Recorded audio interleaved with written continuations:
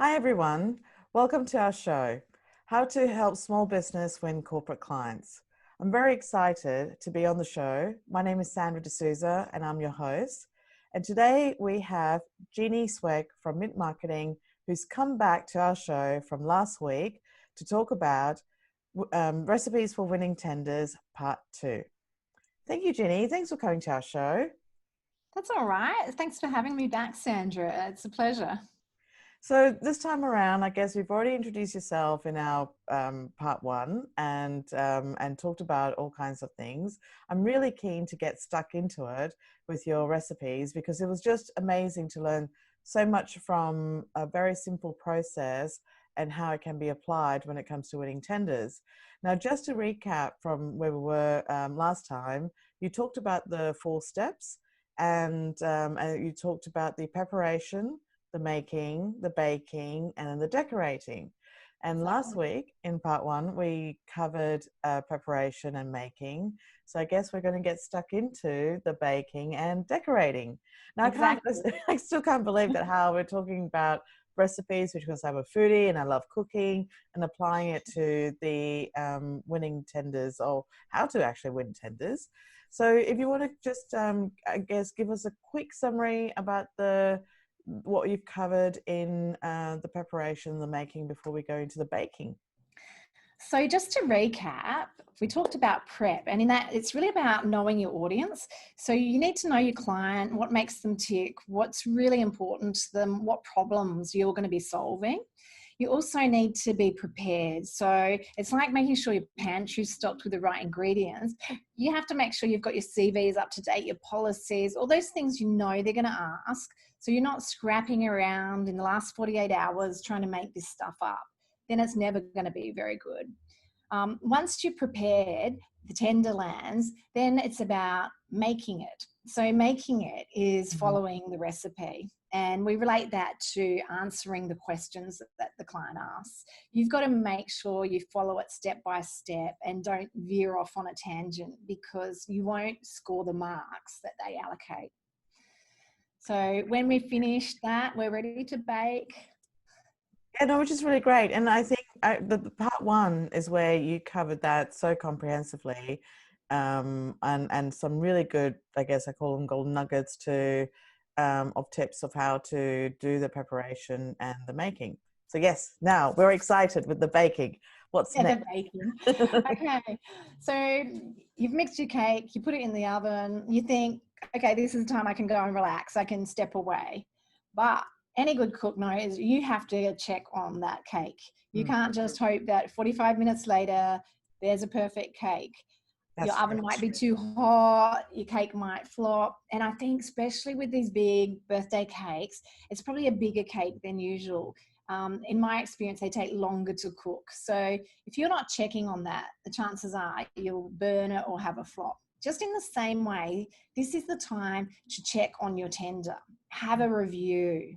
See if someone internally in your company or a trusted confidant can review your tender and see it with fresh eyes, because this is where the value add comes. I was going to say, sorry, that's really true, because it could be just you working on the tender, being a small business owner, or it could be a team. And when you're so involved in putting the document together, you could miss things and miss some of the details. And that's where getting a fresh set of eyes just to check everything gives you that perspective of what's been missed and what's not being included. Does it make sense? That sort of stuff. Is that what you're talking about? Exactly, precisely. You get so close to it, you might use jargon. You might not explain something fully enough. You infer something, but we have to spell everything out. So if you can get someone, especially someone in the industry who knows what you're talking about, but at the same time, a fresh set of eyes. And a review then becomes a collaborative exercise where they have positive suggestions which you can improve your process. So on really big infrastructure tenders, we tend to have 3 or 4 rounds of reviews. Oh, wow. And we're ruthless about scoring 10 out of 10 on every question. So well, that's why it makes you the best. Well, yeah, I think I'm hated until the end, but there's no pain. So when people get this review, they get quite nervous or a bit anxious about, oh, I haven't done a good enough job. And it's totally not that. It's Yeah. totally about someone else sees things through fresh eyes. Yeah. And we've seen documents go from what I'd score a 3 out of a 10 to a 9 or 10 out of 10 Oh, because of wow. that collaboration. Yeah. Yeah. Yeah. Well, that sounds So like a very important process as part of it, so that you just keep improving the document and having other people to find. Literally, it's a good thing to find holes in it, to find it what's is. missing, and you refine it and you refine it and you refine it. So is. And the other thing, I guess, with the analogy is Yeah. when you're making a cake, you have to allow time for it to bake in the oven. Yeah. So you have to allow time for this review process. Mm. And that's what most people don't. And the more time you allow, the better value add, the better end tender you're going to get. And Yeah. also, when you take the cake out of the oven, you sort of have to taste it. Yeah. Um, That's so true. yeah, so has it worked? There might be a time when you get that review back and they say this whole section doesn't work. You need to Mhm. rewrite this. Yeah. But isn't that better to find out now before you submit it? Yeah. So yeah. Well, that's really true. And so, can you give us some example, the kind of errors that you've seen, or what people like, what could get missed during this Yeah. process? Yeah, I think some key errors are sometimes when they ask for project examples, people just put irrelevant projects in, or they might talk about, say, if you're talking about an architecture project or something, they might just talk about what the building is, but they don't talk about their role on the building. So Mm. the client is interested in what you can do. You have to Yeah. spell out Yeah. your role. Same in your CV. What can you do? So I think they're really common mistakes that we gloss over and we don't give enough detail. Okay. Okay. Well, that's a really good tip. Yeah. And I guess when you go through this baking process, and like a cake, you might go overdone or something like that. Yeah. Are there ways to salvage a tender? Just say, like, I know it's not ideal, and I know you're not Yeah. encouraging people to like shorten the time or anything like that, but just some scenarios of those sort of situations. that- Yeah. I think, if you've really answered the questions in that yeah. previous stage, you're less likely to have the fail points. Hmm. So what that review then becomes is not so much about fixing as enhancing. So that's the difference. Okay. I get it Yeah, now. yeah. Yeah, yeah, yeah. No, that makes sense, because it's about just refining for improvement, as opposed to finding things that are completely wrong and redoing it. Yeah, but also, there can be, if you're pitching to government, someone well who works with government a lot, Yeah. that would be a great person to review your tender, because they might say, oh, you can't politicize this, or you shouldn't write in that, tone of voice or something. They would like a more rigid tone of voice, or it's not personal enough. Okay. So you can get a lot of tips from people. Look, we often do just the review process for people too. So they get it as far as they can, and then we give the positive feedback and we comment, look, it's not clear here, or more detail here, or Yeah. you've gone on too much and not really told me anything. So, yeah. Okay. Okay. Well, that's very good. And so, are we ready at the decoration stage then? Ready? We're Get the ready. cakes out. Yeah, so right now on your, what do you call that? The rack On where the you rack, put on the the cake cake. rack, yes. Yeah, the cake rack. Yeah, you've got a nice round chocolate cake. Yeah. I call it the compliant cake because you've answered all the questions, you've done your checks. Yeah. But what differentiates that round chocolate cake from the other round chocolate cake that someone else has just baked? Nothing really. They're just a chocolate cake. That's So true. this is where you bring in your point of difference. And Sandra, this is where that early work in prep, Yeah. in finding out about your client, is Yeah. really important. Oh, okay. Well, that's what Yeah. makes sense. Like you said, you follow the recipe and you do it to spec, and it could be just a cookie cutter, I guess, like of cakes. Yeah. And if the client who gets all the same cakes, then they don't know which one is better than the others, and then they just Yeah. do a taste test or something like that, for Okay. analogy. But Exactly. yeah, So how are you going to make your cake stand out from the rest? yeah. So if I'm baking you a cake, Sandra, I've worked out what flavor you like the best. You know, do you want a Tiffany's box as a cake? That's a common one. The 16-year-old girls tend to like, or a Yeah. unicorn. Yeah. So that's the value add. That's where I align my tender to what I know my client likes. Ah, okay. And I'll give you some I examples. was So going to ask for it. Great. well, actually, one of the reasons I've been doing this for years is because we come from a marketing background, not just a technical writing Yeah. background. And so we when we brand, we like to think about the rational motivations and the emotional motivations a person has. Hmm. And it was interesting because about 18 months ago, I heard Mark Manson speak. You know, he wrote the book, The Subtle Art of Not Giving an F. Yes. So, yeah. And he said that ultimately with humans, emotion rises to the top. And I went, yeah, exactly, exactly. So our audience, whoever's assessing this, Yeah. is both a rational person with a tick box mentality, but it's a person who has emotion. You imagine this government, a person has been working on this, putting this tender together for 2 years. They're really heavily invested in getting this new building built or new roadway or something. And you tap into that energy and that passion in some way, Yeah. then that's really going to resonate. They understand, you know, where they're coming from. Yeah. Yeah. So That makes sense. That really makes sense because again, I think you've mentioned in part one is that yes, even though it's a tender process and it's part of the governance of, you know, through their procurement process, you are still ultimately dealing with people, and yeah, every people and every, you know, the business, they have pain points that needs to be addressed, and those pain points relate to emotions, exactly. and so part of your decoration is to touch those pain points and to show that you're a solution. So Yes. somebody who loves unicorn chocolate cake, Yeah. chocolate cake That's right. is a unicorn, decorated as a unicorn, which is their pain point, that they're looking for that unicorn solution. That's where you That's stand out from all of the other chocolate cakes. Isn't that yeah. right?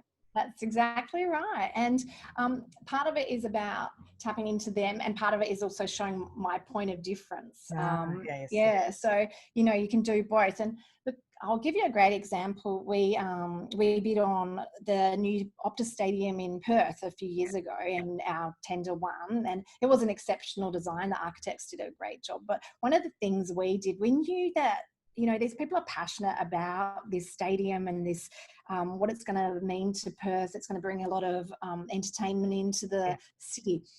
So, but it was all about fans first. This stadium was for the fans. So we went out and we took photos of all the kids at AFL games with their war paint on, and the footballers taking marks, and Yeah. people at the cricket with their funny hats on. And Yeah. we put those images right through our tender in our dividers, and we captured the essence of what this place would feel like later. So we brought that emotion into that tender through imagery. That's a really good example, Ginny, because you're talking about something that could easily not, I mean, don't mean easily to take away the creativity No. of what you guys have come back, but it's not something that is so difficult to show that emotion. It's achievable even for a small business to, you know, as long as they understand to capture that connection for their client as part of the tender process. Yeah, and if you don't, you know, if you can't take photos, you might be able to find something online. Yeah. Um, but also, the other thing that you can do is put key messaging through, or treat it like where your introductory statements are really tapping into those sort of things. Or you might pull out quotes, Yeah. which talk about the key things. So we do something called key messaging quite often through a bid, and we work out what are the pain points, and here are our key messages about our solution which align to it, and we put them through the bid documents, so it keeps telling them, hey, we've got your back, we know, Yeah. we understand. Well, that's And really, anyone can do that. yeah, no, the fact that, like you said, is that little of understanding and research to help produce this sort of Exactly. results. Do you have, I mean, obviously, with the work that you do, and you're very good at it, that you have a lot of great outcomes in winning the tenders. Can you share, I think it would be good to understand, could you share some examples of, again, like in the decoration part, that where things haven't worked that you may have heard of? And I know I'm putting you on the spot. Yeah. Look, I think sometimes we get to debrief, and sometimes there's, over the years, there's been tenders that have been lost on price. Yeah, which you can't help. A big thing. Yeah. But sometimes it's come down to a complicated contract, which is something you wouldn't expect, but you've got to keep it easy for the client. You can't make it hard for them to want to use you. Another one, I did a debrief with the Department of Defence, and a lot of small businesses might be supplying defence with products. That's true. And they did a reference check, and they got a negative check on one of the references for one person, and they weighted all their criteria and it tipped that team out. Wow. Okay. So it's ticking every box. Yes, it is all Yeah. about, yeah. No, that's very good to know, because you have to, it's all the details that you really need to make sure that you're across. And being government contracts or corporate contracts, because it's a much bigger budget, all of the onuses on for them to select the right supplier means that they have to check everything through. Yeah, so don't just say, oh, I'll put those names down. Make sure you let them know, I'm putting you as my reference. Is that okay? And that you have a good relationship with that referee, a positive. Yeah, so that was a really interesting one. Yeah, and I think you learn from every tender that you don't win. And the reality of life is that most people aren't going to win every tender they go for. So it really is about lessons learned, evolving, doing things better, taking on board their feedback. Yeah. Well, I think that's where it becomes, like, for you to be very good at what you do, because from I mean, aside from putting the recipes together, you talk about the debrief session, which the debrief, even if you don't win, you absorb that knowledge and you keep improving. Yeah, and I think if you've gone to all the effort of putting a tender into a client, they really owe you the chance to do a debrief. You've spent time and money to submit to them. So I definitely would not be scared of ringing up and asking for a debrief session. And, back when I first started really tendering many years ago, we had a sheet of questions we'd ask for a debrief, a process. Yeah. Wow. And then we were able to map and see similarities in reasons why we were winning or not winning, and able to really do corrective action. Say if they kept saying you're lacking a specialist or your team's lacking this skill, you can go, oh, well, we can go and upskill in that area. Yeah. Well, I was just thinking, when you go to a debrief, you kind of like going, okay, so what was wrong? What happened? Yeah. That sounds so organized. The smallest thing.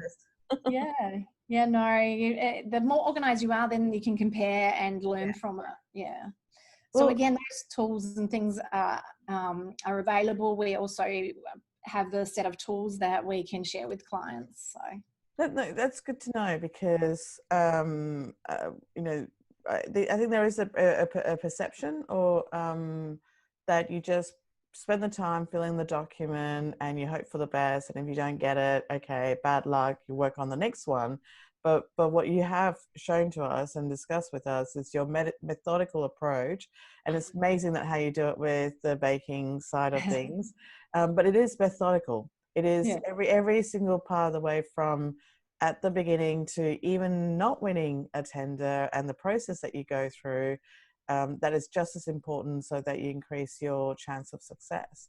That's something I'm sure that the listeners who are listening and watching the show wouldn't have thought of it before. I've tried. I remember even being part of companies, and we that go through the tender process and don't even do half the stuff that you talk about. So that's really also how you share your insights with us, and how you do things to help our small businesses to increase their chance. Yeah, and I think it's going to be more competitive, going forward. The market's obviously going to be tough, and tenders are not an enjoyable thing. People don't really love doing tenders, Right. and Except maybe for this process, you. well, no, maybe this process sounds more painful, but the upside is if you win one, there's Yeah. definitely a high when you win a tender. So I think, think about how much of your business actually relies on winning tenders, and then this is a small investment to make to actually put these Mm. steps in, and maybe you do less and do them better. That's Yeah. my other big Yeah. tip. Yeah. Well, that's true. So I guess, if you think that you have a real shot at this and then understand the methodical approach of Yeah. completing the tender process, then that's something that the small business owners should go for. Because like you said, even I know myself that how much time it takes and how much investment, and while you're Yeah. focusing on that, it takes time away from other things. But winning the tender could be a significant boost to your business if you get that Yeah. right. Yeah, and actually, the other thing about a debrief is it's an opportunity to meet that person. And I have experienced where the person who won fell over, and because you'd established that relationship by having that debrief, Yeah. the tender came to you later. So Cool. there can be an upside sometimes in that. Ah, that's great. That's great. Jeannie, I cannot believe all these amazing tips that you've shared with us, which I know that will benefit us and when it comes to approaching tenders. Thank you so much for sharing all of that. I know that we talked about the special offer that you've given us in part one. So for those, we won't need to say that again, because we want to make sure that everybody listens to part one before coming to part two, Exactly. and not just skip to the end and trying That's to right. fast track this process. Is there anything else that you would like to add before we wrap the show up?